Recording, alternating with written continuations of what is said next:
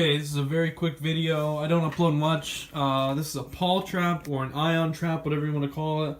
I'm going to explain to you how mine is made and how it works, just so people who are building it can understand better. So my transformer, I use a 7,500 volt, and if you don't know anything about transformers, they're out of phase if they're neon sign transformers, meaning that, let me make sure this is off. Okay, it is. Meaning that this lug is 3,750 volts, and this lug is 3,750 volts, and they oscillate at a different frequency. So they're both 60 hertz, but I'll get into that later. Basically, when you touch this pin to ground, which is the box, you'll get 3,750 volts is what you'll see. When you touch this pin to this pin, you'll get 3,000 or 7,500 volts. And that's just wired to the ends, 120 volts, whatever. This is the most expensive part of a Paul machine, or a Paul trap, or an ion trap, but I got mine for free. I also have a 15,000 volt one over there. And now you have these coming to 2 balls and a ring. It doesn't have to be exact. My ring is about 1 inch on the inner diameter, and the 2 balls are about 1 centimeter away from the ring, if you can see that. And you just want it to be far enough away that the electricity from this doesn't touch this, because this is hooked up to one lug, as you can see with my color-coded wire.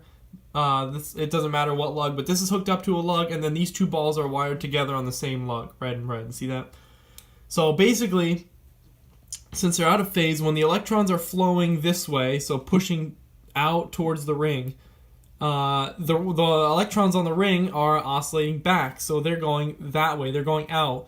So when you trap a particle in there, when this is pushing down, the particles are want to go out.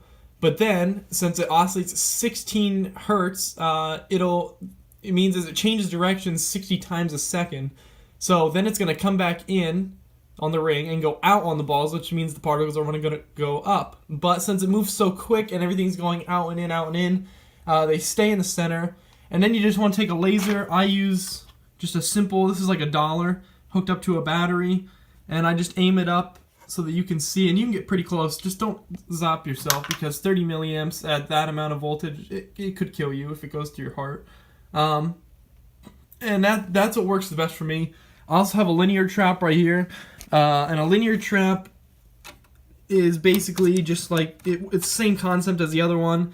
These 2 on the ends that are parallel to each other are hooked up to one side of the transformer, and these 2 are hooked up on the other side, and when you trap particles in there, they float around too. You just got to keep them really straight, and the particles I use are cornstarch, and this little stand that I use here, it doesn't have to be anything special.